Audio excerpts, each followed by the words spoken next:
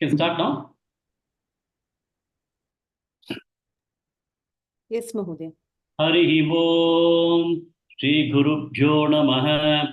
Harihi Om Om Gananaham Tva Ganapati Gumhavamahe Kavim Kavinam Upamashravastamam Jeshtarajam Brahmanam Brahmanaspatanas Shrinvannudivissidasadanam Om Shri Mahaganapataye Namaha Shruti Smruti Purananam Alayam Karunalayam Namami Bhagavatpada Shankaram Lokashankaram Sadashiva Samarambam Shankaracharya Madhyamam Asmadacharya Padyanta Vande Shri Guru Paramparam Om Shri Shankaracharya Swamine Namaha Om Sahana Bhavatu Sahano Bhunattu Saha Vidyam Karavavahai Tejasvinavadidamastu ma vidvishavahai Om Shanti Shanti Shanti Harihi Om Shri Gurubhyo Namaha Harihi Om. Namaste, Mahodaya. Sharada Rajan Bhagini. तस्मात् सर्वेषु कालेषु मामनुस्मरयुध्य च मय्यर्पितमनो बुद्धिः मामे वैश्यस्य संशयम्. Anupama Bhatt Bhagini. अभ्यासयोगयुक्तेन चेतसा नान्यगामिनां परमं पुरुषं दिव्यं याति पार्थानुचिन्तयन्. Good. Vijayalakshmi R Bhagini. Namaste, Mahodaya. Namaste.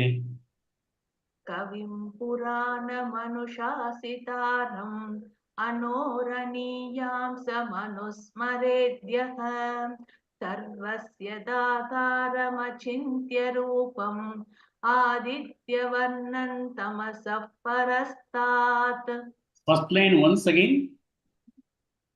Kavim Purana-manushasitaram. Okay, I heard it as Gavim, so I thought I'll ask you to chant again. Okay, it's correct.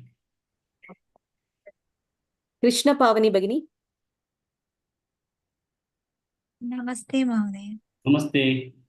Prayanakale manasa chalena bhaktya yukto yoga balena chaiva bhruvor madhye pranamaveshya samyak satam param purushamupaiti divyam. Good. Lakshmi Bivi Bhagini.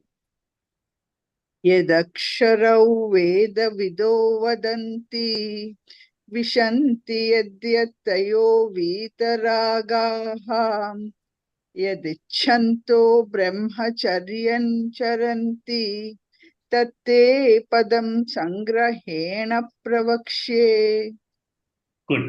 So we are done up to this shloka yesterday. We will go to the new shloka. Sri Lakshmi Bhagini.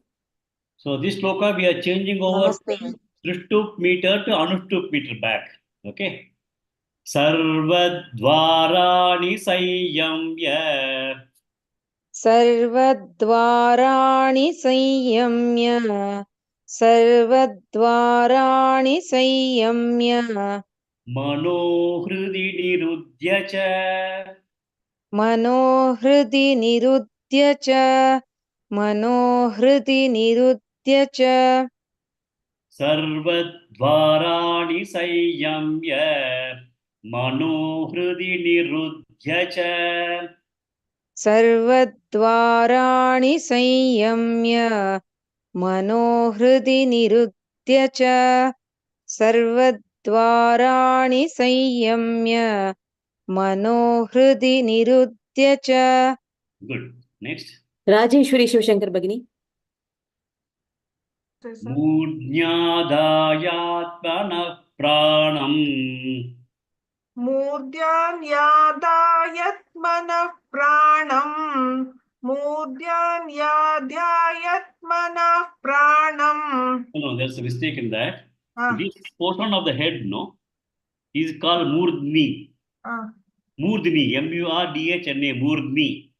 Murdni Adaya, Murdnyadaya. Understand? Murdni Adaya, Murdnyadaya.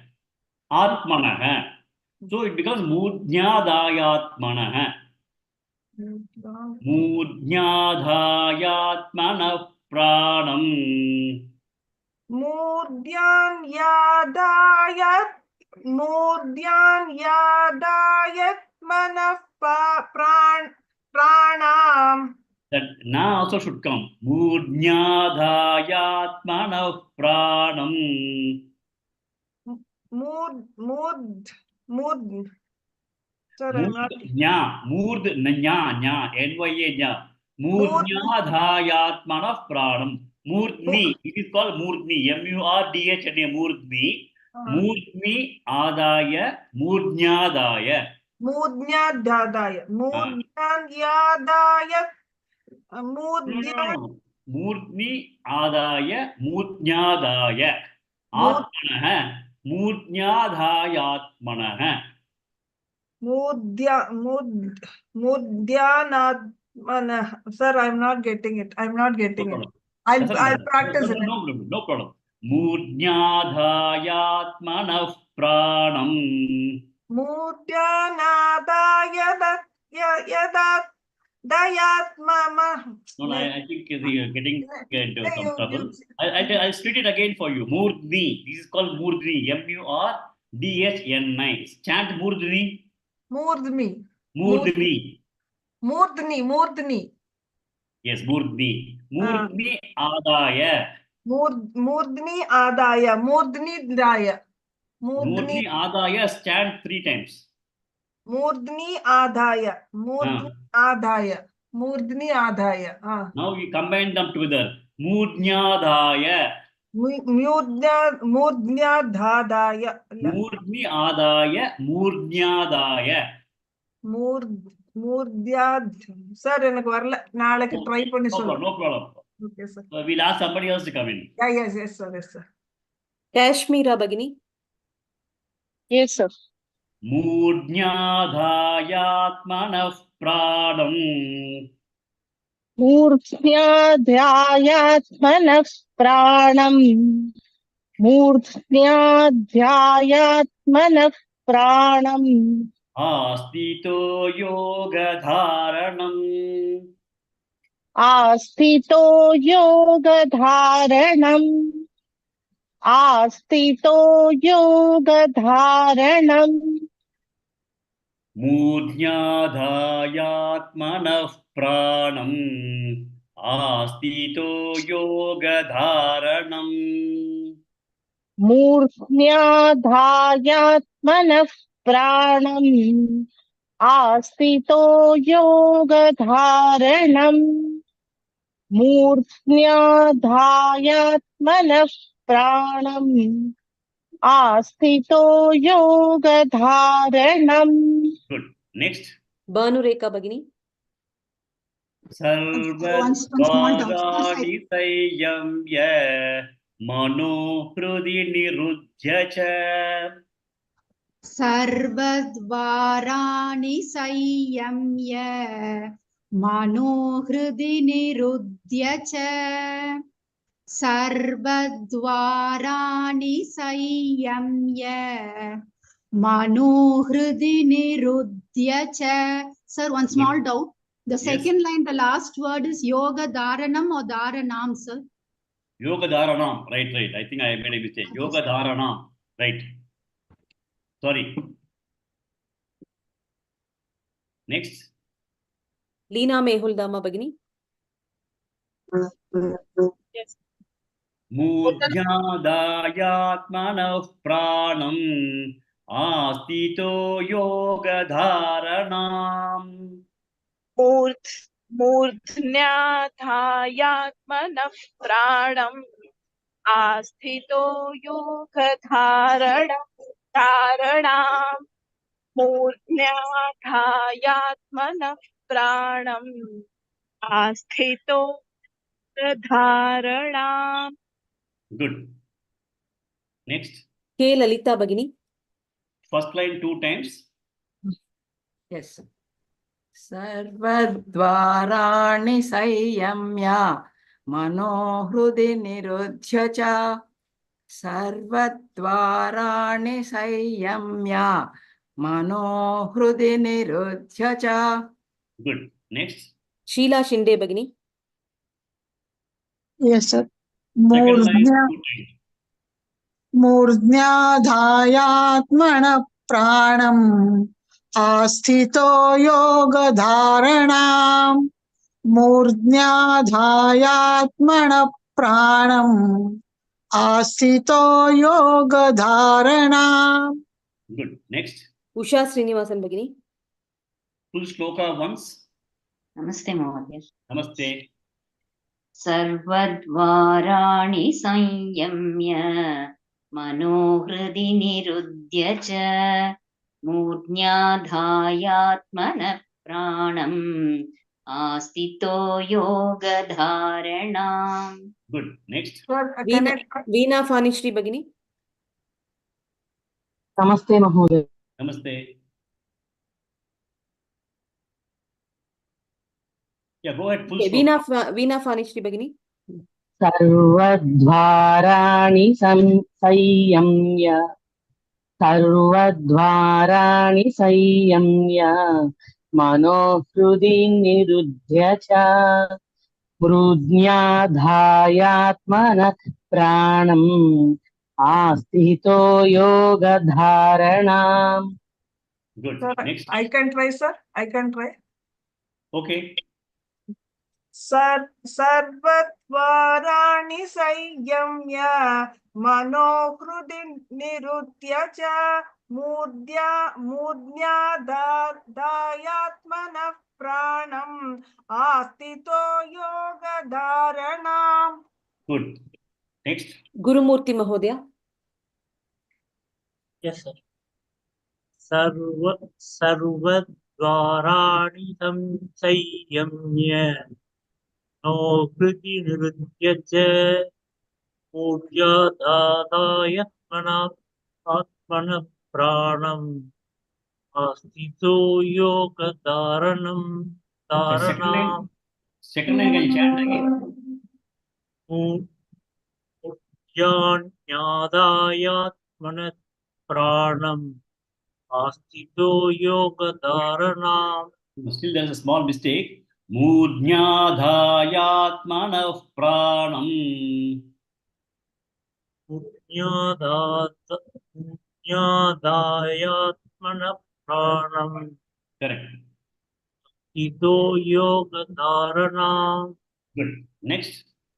Lakshmi Bibi Bhagini. सर्वद्वाराणि संयम्य मनोहृदि निरुध्य च मूर्ध्याधायात्मनः प्राणम् आस्थितो योगधारणाम्. Good. Next. Anupama Bhatt Bhagini. सर्वद्वाराणि संयम्य मनोहृदि निरुध्य च मूर्ध्याधायात्मनः प्राणम् आस्थितो योगधारणाम्. Good. Next. One more person. Sharada Rajan Bhagini.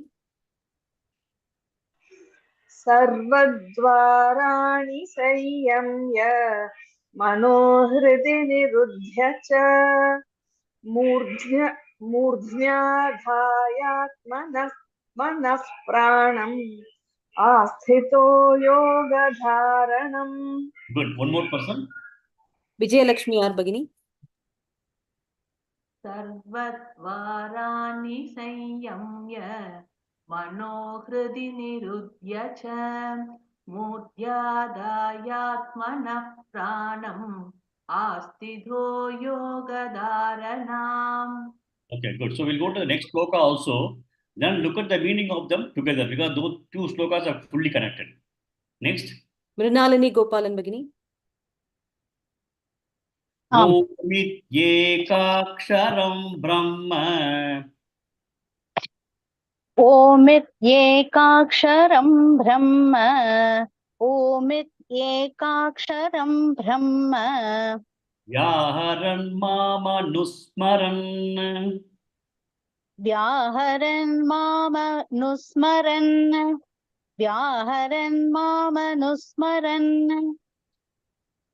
ओमित्येकाक्षरं ब्रह्म व्याहरन् मामनुस्मरन् ओमित्येकाक्षरं ब्रह्म व्याहरन् मामनुस्मरन् ओमित्येकाक्षरं ब्रह्म व्याहरन् मामनुस्मरन्. Okay, good. Next. Sharat Chavan Mahodaya. यः प्रयाति त्यजन् देहम् यः प्रयाति त्यजन् देहम् यः प्रयाति त्यजन् देहम् स याति परमां गतिम् स याति परमां गतिम् यत् प्रयाति त्यजन् देह स याति परमां गतिम् प्रयाति त्यजन् देह स याति परमां गतिम्. त्यजन् देहं, not देह, देहं. यः प्रयाति त्यजन् देहं स याति परमां गतिम्. यः प्रयाति त्यजन् देहं स याति परमां गतिम्. Good. Next. Krishna Pavani Bagni. ओमित्येकाक्षरं ब्रह्म व्याहरन् मामनुस्मरन् ओमित्येकाक्षरं ब्रह्म व्याहरन् मामनुस्मरन् ओमित्येकाक्षरं ब्रह्म व्याहरन् मामनुस्मरन्. Good. Next. Sri Lakshmi Bagni. यः प्रयाति त्यजन् देहं स याति परमां गतिम् यः प्रयाति त्यजन् देहं स याति परमां गतिम् यः प्रयाति त्यजन् देहं स याति परमां गतिम्. Good. Next. Banu Rekha Bagni. First line 2 times. ओमित्येकाक्षरं ब्रह्म व्याहरन् मामनुस्मरन् ओमित्येकाक्षरं ब्रह्म व्याहरन् मामनुस्मरन्. Good. Next. K. Lalita Bagni. Second line 2 times. Yes, sir. यः प्रयाति त्यजन् देहं स याति परमां गतिम् यः प्रयाति त्यजन् देहं स याति परमां गतिम्. Good. Next. Kashmira Bagni. Full shloka once. Yes, sir. ओमित्येकाक्षरं ब्रह्म व्याहरन् मामनुस्मरन् यः प्रयाति त्यजन् देहं स याति परमां गतिम्. Good. Next. Usha Srinivasan Bagni. Yes, sir. ओमित्येकाक्षरं ब्रह्मं व्याहरन् मामनुस्मरन् यः प्रयाति त्यजन् देहं स याति परमां गतिम्. And the first line again. ओमित्येकाक्षरं ब्रह्म व्याहरन् मामनुस्मरन्. Okay, good. Next. Leena Mehul Dhamma Bagni. ओमित्येकाक्षरं ब्रह्म व्याहरन् मामनुस्मरन् यः प्रयाति त्यजन् देहं स याति परमां गतिम्. Good. Next. Sheila Shinde Bhagini. ओमित्येकाक्षरं ब्रह्म व्याहरन् मामनुस्मरन् यः प्रयाति त्यजन् देहं स याति परमां गतिम्. Next. Gurumurthy Mahodaya. ओमित्येकाक्षरं ब्रह्म व्याहरन् मामनुस्मरन् यः प्रयाति त्यजन् देहं स याति परमां गतिम्. Good. Next. Rajeshwari Shivshankar Bhagini. ओमित्योक्षरं ओमित्येकाक्षरं ब्रह्म व्याहरन् मामनुस्मरन् यः प्रयाति त्यजन् देहं स याति परमां गतिम्. One more person. Veena Fani Shri Bhagini. ओमित्येकाक्षरं ब्रह्म व्याहरन् मामनुस्मरन् यः प्रयाति त्यजन् देहं स याति परमां गतिम्. Good. So we'll go to the meaning of the two slokas. Before that, in the 11th sloka, Bhagavan said that Yad Aksharam Veda Vidaha Vadanti. We saw that the rishis of the ancient times, the people who knew about Veda, the Vedas were all talking about the Brahman, Ishvara, Bhagavan, and the Atma being the Ishvara. So all the Vedas were talking about that Aksharam. Okay, Aksharam is the one that is immutable, that is prevalent in all the three periods of time, that which is not possible to have any decay, or it will be there in all the three periods of time. So that is what is the Brahman, that is what is the Bhagavan. So that is what all the people were all talking about, rishis. But rishis, they talked about that because they knew that particular thing. So they are all realized souls.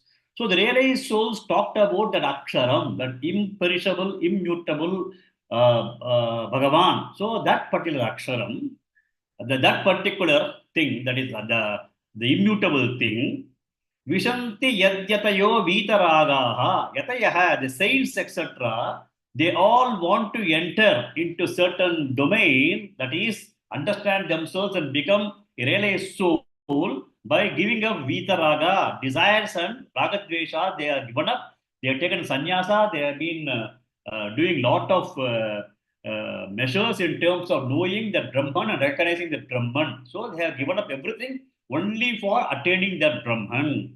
Yadi icchantaha brahmacharyam charanti. The people who join as a brahmacharya in the Gurukulas, what is the purpose of them to become a brahmacharya? They want to understand the Brahman. So brahmacharya, they are all people who are committed to knowing that Brahman. So what is the goal of these three people? The goal is primarily understanding the Brahma, or understanding the self, or understanding the Ishvara. That is the kind of padam. The goal is to reach that particular padam. Okay, that padam is what everybody wants to reach, whether he is going to be enlightened rishi or a sannyasi who is trying to get rid of all his vitaraga and then go towards that goal, or the brahmachari who wants to go towards that goal. And then that particular goal, oh Arjuna, tadu te sangrahena pravakshe, I'll tell you briefly about that goal. That's what he's telling. Before that particular thing, he thought it is essential to talk to Arjuna about the yogic way of getting to that particular goal. So in the next two slokas, he is talking about that.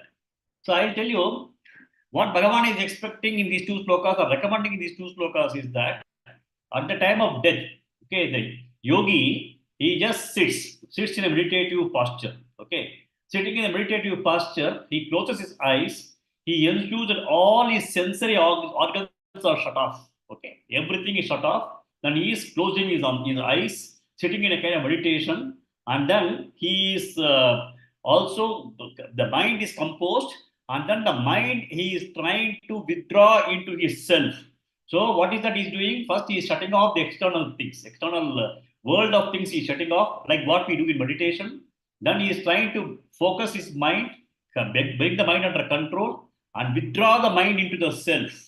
After withdrawing the mind into the self, and then in this particular posture, he is trying to ensure that the prana that is there in himself, the prana he starts bringing up to the top of the head. Okay, he brings the prana to the top of the head. It is called Murtni or Brahmarandram.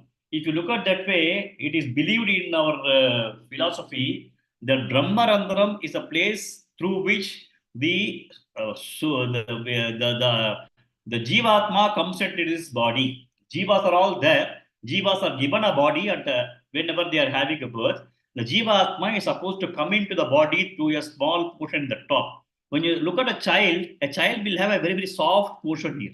You can even see the beating of the skin on the top of the head, in some of the practices, especially in South India, I do not know about other parts of the country, they used to apply some castor oil or something for a child and keep that particular portion very, very safe. Sometimes they even put a small kind of a cloth so that that particular portion will be as though it has been just covered with small layer of chapati, that kind of like an appala papad, wet papad. It will be so thin. So that is called the Brahmarandram, through which the Jivatma has supposed to come into the body, which has got the life to this particular body. And then after a few months or so, this particular thing will become hard. So it is believed that when the life comes into the body through this Murti, the life also goes to the Murti only. That is one of the beliefs that we have. I will not be able to explain about this thing because that is traditionally in Vedanta it has been told. Some of the kinds of things like the tender skin that we have is all trying to lead us to believe, yes, that should be some kind of a thing like that. Because at the end of the day, for the body, which is only flesh and muscles, somewhere that life force has to come in. How does it come in? That is the way they talk about the Murdni. So if the person is able to sit and then he is able to bring the prana, his prana is at his control, he is bringing up to the Murdni, that is he was concentrating on the Ruvor Madhya. We saw 2 slokas before. And then in the meditative practice, he is also able to get the prana up to the Murti, sit over there, and then he is sitting in your meditative posture. And meditative posture, he is trying to breathe in fully, like we are doing in the meditation. He says, breathe in fully. After breathing in fully, then he tells that, please breathe out, chanting Om. Then the exhalation takes place. Then the Om merges with silence. The prana is gone out of the body. So this is what Bhagavan says you do at the end of your life. Now I'll tell you the sloka. Sarvadvarani sayyamya. Shut off all the gates. All the gates that you have in the body is all the sensory organs that you have. He is telling Arjuna, shut off all the gates that you have so that you don't have any kind of external things coming into your mind at that time. Sarvadvarani sayyamya. Cut off from the external sensory things, the external world. Mano Hridi Nirudhyacha. The mind, Hridi in this particular case, sometimes people think Hridi is heart. Heart is not the physical heart. If you look at in some of the texts, we believe that heart is supposed to be the emotional aspect of the mind is also called Hridayam. We say you don't have a heart. Why are you behaving like this? What you say is correct, but have some heart. When you say have some heart, we say don't be very rational about your way of approaching. Have some kind of emotional connect. So we say have some heart. In this particular case, Hridi Nirudhyacha means bring in, withdraw everything into your own self. Okay. First, cut off everything outside. Sarvadvarani sayyamya. Hridi Nirudhyacha. Mano Hridi Nirudhyacha. Withdraw the mind into the self. Then the pranayama also when you are doing in the morning meditations, one day we do abdominal pranayama, one day we do the chest pranayama, one day we do the what we call shoulder pranayama, one day we do the various nadi chodhana. So we know that we can do pranayama at different places, right? We know we can do here, we can do here. Some of the yogic, Patanjali yogic people, they are able to do pranayama at different levels, I believe. I do not know much about that. So they are able to get the prana, the life force up to the murti also. So then that pranayama, he says that you have to start getting up the prana life forces, you have to bring it to the top. Murtyadayatmana. Which one? Atmana pranam, the individual's prana, murdni adaya, bring it and keep it at the murdni. Then astito yoga dharana, then sit in a meditative posture. Then what do? You breathe in fully. Then om ekaksharam. that Om iti eka aksharam, that Brahma, eka aksharam is one aksharam, only one particular word. Aksharam also is again a immutable thing. You can also say it's a single syllable, aksharam, Omi iti aksharam, Brahma, which is nothing but Brahma, that you exhale and Vyaharan. Exhaling, you have to chant loudly, he says, oh, that after holding the breath, you chant it out. And now chanting it out, you not only chant Om, but also Mam Anusmaran. Also, you start thinking about me. And then what happens? Yah prayati dijandeham. That kind of death, when person who is taking, when he is leaving up his body, sa yati, that person reaches paramam gatim. He reaches the supreme. He merges with the supreme. That's the way it goes. Paramam gatim means he is supreme position he attains, which is nothing but he merges with me, merges with Bhagavan. He merges and gets the supreme thing. So this is what these two slokas say. He says that there are 6 steps involved. First, Sarvadvarani Sanyamya, shut off all the external gates. Second thing is that Manohrudi Nirudhyacha, which means that you have to bring the mind fully withdrawn into yourself. Then Mudya Atmanana Pranam, get the kinds of these, the Prana Sakti, you try to keep it and place it, the Murti. Astito Yogadharanam, then you sit down in that particular Yogadharanam. Om Ekaksharam Brahma, that particular Brahma. Vyaharan, that is, you have to loudly chant Om. 5th thing. 6th, Mam Anusmaran, you have to think about me. Then leave this body. If you leave this body, then you will be able to reach me. That is what Bhagavan says. So I do not know whether it is possible for we people to practice this kind of a thing to achieve our enlightenment or achieve Bhagavan at the time of death. So, but what we need to understand in this particular thing is that this is possible by some of the yogis who have been practicing it for their lives. Secondly, some of the people who already realize themselves know they have no problem because they have already given up the body sense and they are able to always get into the yoga yuktena. They can get into their own self and then get engaged to the kind of a self. For them also, there's no particular problem. For us, we have to understand this, that this is also one of the possibilities. But one of the things that we need to understand is that we are all looking for moksha. What is moksha? Moksha is freedom from sorrow. So when you look at moksha for a human being, is purely freedom from sorrow. If somebody wants to have freedom from sorrow, only thing that we can do as samsaris is that we need to have always a fulfillment in life. It cannot happen that always we have regret of something. Every day we cannot, that we should not have any regrets at all in life. We should feel always fulfilled. We feel, yes, I am very happy. I have done everything. So fantastic. I had a very good day. So that fulfillment should come in, the contentment should come in, and all those kinds of things, if we start developing. How does these things not come in is because we always compare a lot of things in life and then we never get contented, we never get fulfilled, and what we have, we don't feel that it is sufficient. And this continues, goes on and on and on and on. So one of the things that perhaps as a samsari that needs to be looked into by what the scripture says is that we need to work on fulfillment. We need to look at contentment in life. When you have contentment in life, you should say that, well, I have nothing now to do. I am ready to go. Like, if you look at the one of the examples I've seen is the tube, this toothpaste tube is there. Toothpaste tube, you keep on taking the paste. Finally, what you do is you try to squeeze it all the way and take it.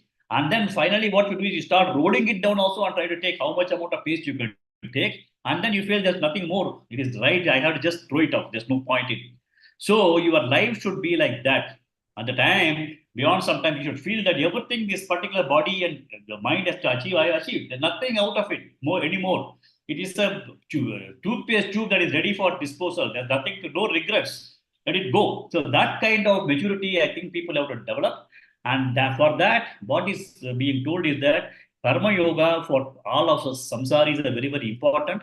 That we need to be absolutely having the kind of Karma yogic attitude with which we do things, with which we approach people, Samadarshinaha, everybody, we have to start looking at them the right way and have always a peaceful life, contented life, fulfilled life that, yes, Everything is very good for me. I got a very happy thing. Everything is fine. Never have that kind of resentment, etc. If those kinds of resentments are there, we will never be able to have these kinds of thought process coming at the last time of thing also. Last is few days also we will not get these kinds of happiness. We'll always feel that a lot of things are there that we have not done, resentment, dissatisfaction, somebody has not given me this, somebody has cheated me, I felt that this has not happened. So that these kind of resentments will never take us anywhere. So what some of the scriptures, some of the literature says that we have to have that fulfillment, contentment, peace, happiness within ourselves. And that is what we all need to struggle. And once we are able to do that, once you find that you are able to be absolutely satisfied with yourself, there's nothing that is making you feel unhappy or discontented, etc. Then you already got moksha.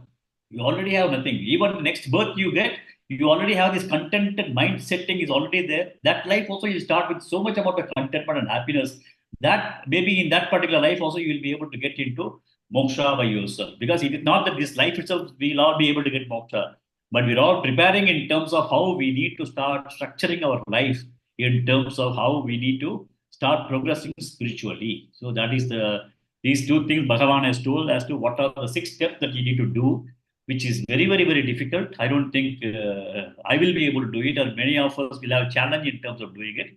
But Bhagavan says this is the way it is. For which yogis, perhaps they have been perhaps conditioned and training themselves over the years that they'll be able to do like that. But I'm telling you this, meditation is one of the important things that is being talked again and again by Bhagavan, again and again in all the scriptures, everything you see, whether it is Upanishads or Bhagavad Gita or anything, you'll find meditation to be very important. So I would recommend that, as a part of spiritual, if you're all committed to spiritual journey, there are 2 things. One is that you need to have an understanding of the scriptures. That's very essential. I think all of you are now, at least you are now thinking of understanding the Gita portion of it. So I am giving whatever is possible. I'm just sharing, but I'm sure you'll be able to get much better resources. You will be able to take you to the next level of understanding of Gita. So that is required. Then you need to contemplate on this, and then you need to also have meditative practices. Because without meditative practices of whatever we have learned, there will not be a spiritual progress.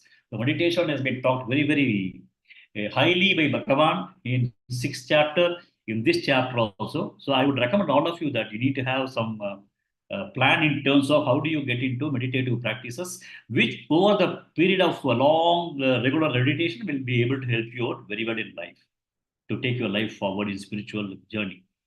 Okay, next. Sharada Rajan Bagini. Yes. Ananye cheta satatam. Ananyacheta satatam. Ananyacheta satatam. Yo mam smarati nityashah. Yo mam smarati nityashah. Yo mam smarati nityashah. Ananyacheta satatam.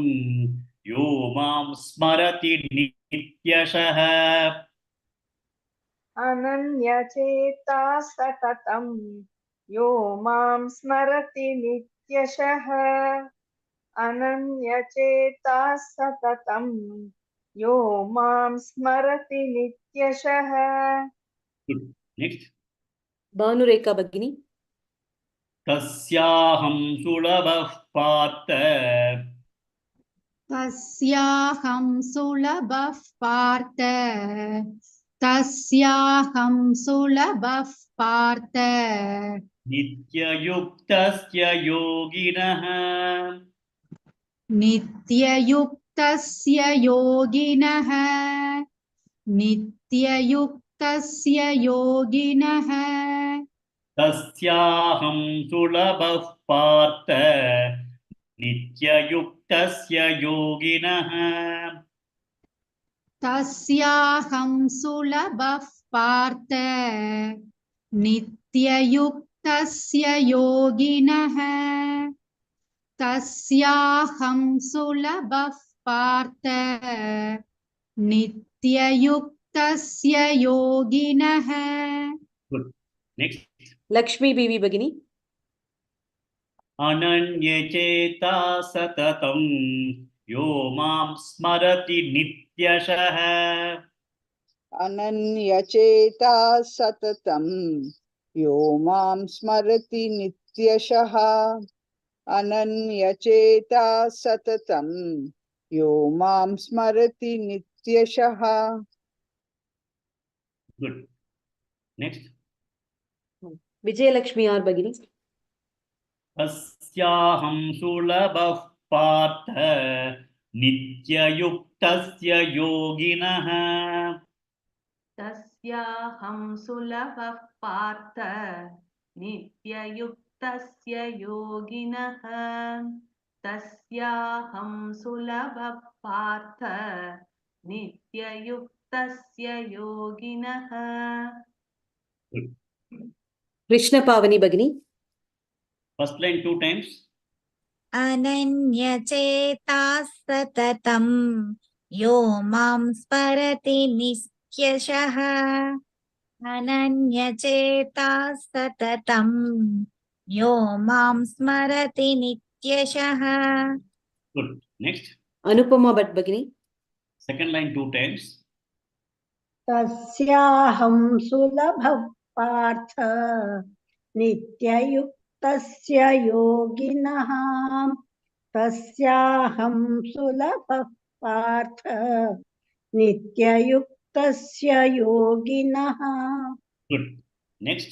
श्रीलक्ष्मी भगिनी Full shloka. Yes, sir. अनन्यचेता सततं यो मां स्मरति नित्यशः तस्याहं सुलभः पार्थ नित्ययुक्तस्य योगिनः Good. Next. Mrinalini Gopalan भगिनी अनन्यचेता सततं यो मां स्मरति नित्यशः तस्याहं सुलभः पार्थ नित्ययुक्तस्य योगिनः Good. Next. शरत् चवन् महोदय Yes, sir. Full shloka. Yeah. अनन्यचेता सततं यो मां स्मरति नित्यशः तस्याहं सुलभः पार्थ नित्ययुक्तस्य योगिनः Good. Next. गुरुमूर्ति महोदय Yes, sir. अनन्यचेता सततं यो मां स्मरति नित्यशः तस्याहं सुलभः पार्थ नित्ययुक्तस्य योगिनः Good. Next. राजेश्वरी शिवशंकर भगिनी अनन्यचेता सततं यो मां स्मरति नित्यशः तस्याहं सुलभः पार्थ नित्ययुक्तस्य योगिनः First line again, please. अनन्यचेता सततं यो मां स्मरति नित्यशः Good. Okay. Next. Sheela Shinde भगिनी अनन्यचेता सततं यो मां स्मरति नित्यशः तस्याहं सुलभः पार्थ नित्ययुक्तस्य योगिनः Next. काश्मीरा भगिनी अनन्यचेता सततं यो मां स्मरति नित्यशः तस्याहं सुलभः पार्थ नित्ययुक्तस्य योगिनः Good. Next. उषा श्रीनिवासन भगिनी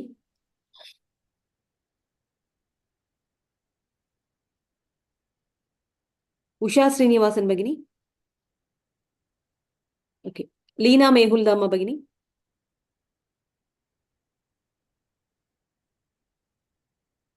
लीना मेहुल्दामा भगिनी Ma'am, shall I say? yes अनन्याचेतस sorry अनन्या चेतः सततं यो मां स्मरति नित्यशः तस्याहं सुलभः पार्थ नित्ययुक्तस्य योगिनः. It is not Ananya, it's Ananya. Ananya, you will be getting Smriti Sahasranamam and also last chapter of Bhagavad Gita. Ananya Chintayanto Ma Meyana Paryupasate. That is Sorry, sir. Ananya. It is Ananya Chetasa. अनन्यचेतः सततं यो मां स्मरति नित्यशः. Yeah, good. So now in this shloka, we also had one more shloka that was shloka number 7, no? Tasma sarveshu kaleshu ma manusmara yujya cha mayarpita mano buddhi yo mam mame vaishyascha samshayam. That's what we said, no? The tasma sarveshu kaleshu ma manusmara yujya cha. He told Arjuna, always you think about me and then you also get yourself engaged with your activities. He said you do the fighting also, but always think about me. It's also similar to the same kind of shloka. Ananya cheta satatam yaha mam smarati nityashaha. Nityashaha means always. Mam smarati nityashaha. The one who thinks of me always. Or the one, yaha mam smarati nityashaha means the one either meditates on me all the times. Okay, meditates on me or thinks about me all the times. Ananya cheta. His mind is not getting into anything other than me. Ananya cheta. Even in Vishnu Sahasranam, we say Ananya chintayanto mam. Do not think of anything. Ananya chintayanto mam. In a third, do not think of anything other than me. Same thing is telling here. Do not Ananya chetasa satatam. Always or continuously you start thinking on me or meditating on me. If you are able to do all those things, but still getting yourself engaged with the world of activities. In the case of the Tasma Sarveja Kaleshu, he told Arjuna that you do everything, be in the war also, but Tasma Kalesh Sarveshu Bhamanusmara Yajja. You always keep myself sparing, think about me, that's what he had told. Similarly, here also he studied that. If the person has been able to do that kind of thing, then what is he? Tasya Yoginaha. That kind of yogi is a nitya yuktasya. He is always connected. He is always in the kind of a yogi way of doing things. Nitya yuktasya. Yuktasya with a Bhagavan. Always he is connected to the Bhagavan in whatever he is doing. He may be a karma yogi also. Like it is being told only for all of us. As a karma yogi, you please engage yourself in whatever you are supposed to do. And you think that whatever you are doing is the Adesha of Bhagavan. You are doing the job of Bhagavan because you are doing it in a selfless manner of what is to be done at that point in time. The situation has been posed to you by Bhagavan. If you address the situation in the rightful manner, then you are doing the job of Bhagavan. So you think that I am doing this because my duty is to do this as I am doing Bhagavad Sankalpam. That is the kind of thing that one has to have continuously throughout his life. So this particular shloka says that if you are not able to be a yogi, he is not told not to be able to, he is telling that yogi, that is a different practice altogether. But if a person is able to do ananya cheta satatam yoma sparti nityashaha, nitya yuktasya yoginah partha Arjuna, tasya aham sulabha. For those people, I am very, very easy to get, very, very easy to reach. That's what he says. He says that you start being engaged with your own work, but you think that you are doing God's work and you are doing the job that needs to be given to the situation which has been given by me. With that attitude and keeping me at the background in all the things, all the kinds of works you do, then you are a person, you're karma yogi, and you are nitya yuktaha, you're always connected with me. And then for those kinds of life that you lead, achieving me is very, very easy. It is possible that by easy means what he says is that you may even get enlightenment in the life itself. Before even you go to the deathbed, you are going to get enlightenment. Tasya aham sulabha. I am very easy for you to know me. Then that means you can get enlightened. Once a person is enlightened, the body has to be there. As long as the prarabdha is there, the body will fall. So Jivan Muktas have got no worry about kind of death because they are always yukta chestasya. They are always Yukta Chetaha, they are always continuously in connection with the Bhagavan in themselves. So there is no issues about that. So Bhagavan is telling that always try to ensure that you are continuously having me in the back of your mind, whatever you do. If that is going to be there, then you are yukta yukta yogina, then you will be able to easily reach across to me. That is a shloka. This is a shloka. Next. Anupama Bhatt Bhagini.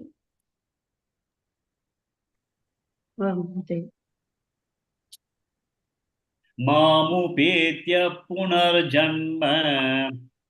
मामुपेत्य पुनर्जन्म मामुपेत्य पुनर्जन्म दुःखालयमशाश्वतम् दुःखालयमशाश्वतम् दुःखालयमशाश्वतम् मामुपेत्य पुनर्जन्म दुःखालयमशाश्वतम् मामुपेत्य पुनर्जन्म दुःखालयमशाश्वतम् मामुपेत्य पुनर्जन्म दुःखालयमशाश्वतम्.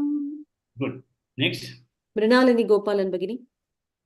नाप्नुवन्ति महात्मानः नाप्नुवन्ति महात्मानः नाप्नुवन्ति महात्मानः संसिद्धिं परमां गताः संसिद्धिं परमां गताः संसिद्धिं परमां गताः नाप्नुवन्ति महात्मानः संसिद्धिं परमां गताः नाप्नुवन्ति महात्मानः संसिद्धिं परमां गताः नाप्नुवन्ति महात्मानः संसिद्धिं परमां गताः.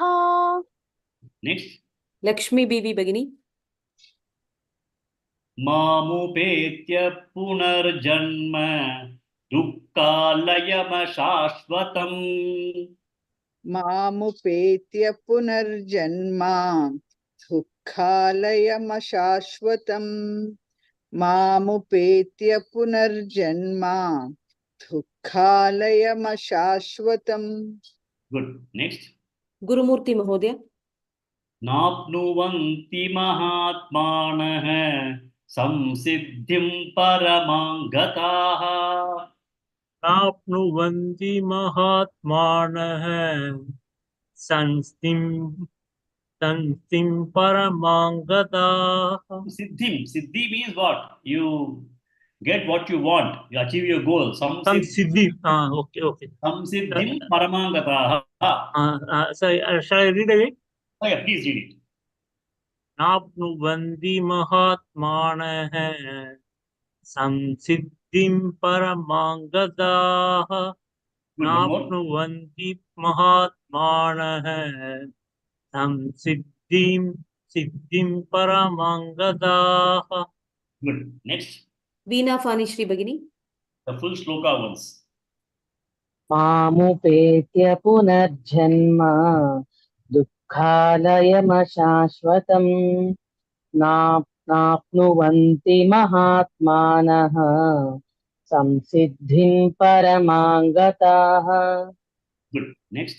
Rajeshwari Shivashankar Bhagini.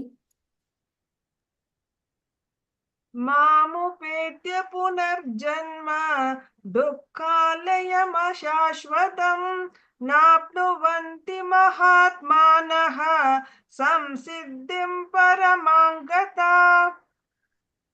Good. Next. Vijayalakshmi R Bhagini.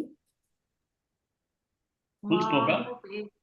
मामुपेत्य पुनर्जन्म दुःखालयमशाश्वतम् नाप्नुवन्ति महात्मानः संसिद्धिं परमां गताः. Good. Next. Krishna Pavani Bhagini.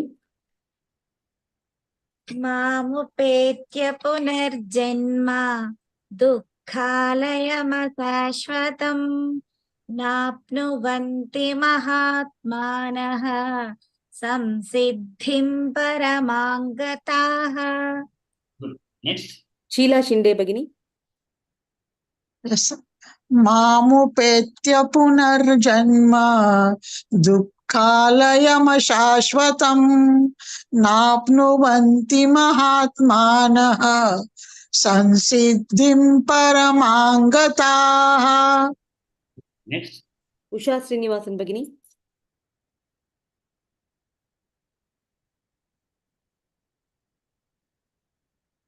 Sharat Chavan Mahodaya. Okay, Usha Srinivasan Bhagini. Yes, madam. Should I say, madam? No, Usha Srinivasan Bhagini. Okay, ma'am. Thank you. Sorry. Mamupetya punarjanma dukkhalayamashashvatam नाप्नुवन्ति महात्मानः संसिद्धिं परमागताः. Good. Next. Sharat Chavan Mahodaya. मामुपेत्य पुनर्जन्म दुःखालयमम शाश्वतं नाप्नुवन्ति महात्मानः संसिद्धि परमां गताः. Siddhim paramang gataha. संसिद्धिं परमां गताः. मामुपेत्य पुनर्जन्म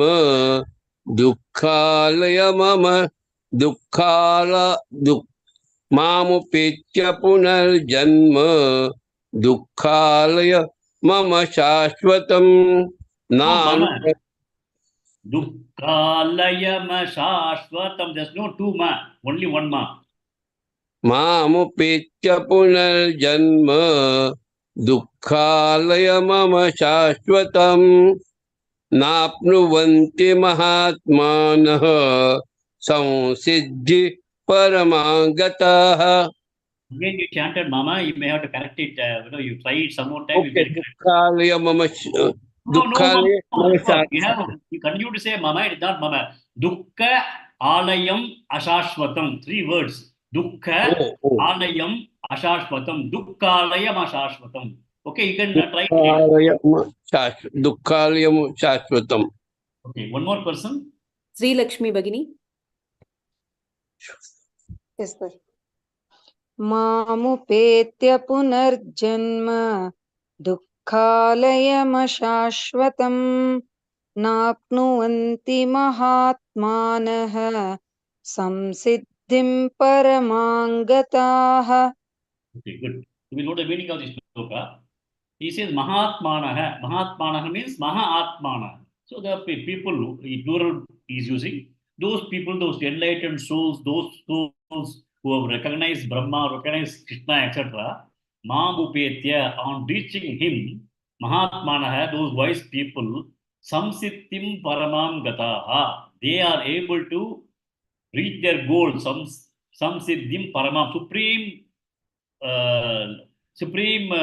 being. They become a part of supreme being. Whatever the supreme goal, they are able to reach him by reaching him. Mamupetya Mahatmanaha Samsiddhim Paramam Gataha. They are able to achieve the absolute whatever is possible to be achieved. That is becoming a part with Brahman. Mamupetya, on reaching me. And by reaching that, what happens? Those people, Punarjanmam is not there for. Punarjanmam na apnuvanti. They don't get rebirth. Dukkha alayam. When you have Punarjanmam, what happens? Your life is going to be in the world of world. When you are born in the world is not only happiness, it's a mixture. It's called Mishra. It is a mixture of both happiness and sorrow. So it's primarily called Dukkha alayam. Place where you will have dukkha also. You cannot get out of dukkha. You will have dukkha also when you are born. Ashashpatam. Ashashpatam means it is not eternal. When you are born again, it is not shashpatam that you are going to live forever. You are going to have a death anytime. Those who are born in time will have to go out of this body in time also. So you'll have another birth, and the birth is also going to put you to samsara. Samsara is also going to be full of struggle and happiness also is there. It's not going to be there. Happiness will be there, but you'll also have a struggle. Then it is not shashpatam. Those who are born have got to die. And the people who have been able to reach me, the Paramam Gatim, These people, they don't get this. They don't get into Punarjanma or getting again into leading these kinds of samsara kind of life, which is not eternal. So that is what Bhagavan says in this particular sloka. Then he is also going to talk about some more kinds of, he'll continue about some more lokas and other kinds of things as to what are the kinds of things that one can achieve. We'll take it up in the next class. Okay. सर्वद्वाराणि संयम्य मनोहृदि निरुध्य च मूर्ध्याधायात्मनः प्राणम् आस्थितो योगधारणाम् ओमित्येकाक्षरं ब्रह्म व्याहरन् मामनुस्मरन् यः प्रयाति त्यजन् देहम् स याति परमां गतिम् अनन्यचेता सततं यो मां स्मरति नित्यशः तस्याहं सुलभः पार्थ नित्ययुक्तस्य योगिनः मामुपेत्य पुनर्जन्म दुःखालयमशाश्वतं नाप्नुवन्ति महात्मानः संसिद्धिं परमां गताः। ॐ पूर्णमदः पूर्णमिदं पूर्णात् पूर्णमुदच्यते पूर्णस्य पूर्णमादाय पूर्णमेवावशिष्यते। ॐ शान्ति शान्ति शान्तिः। हरिः ॐ श्रीगुरुभ्यो नमः। हरिः ॐ।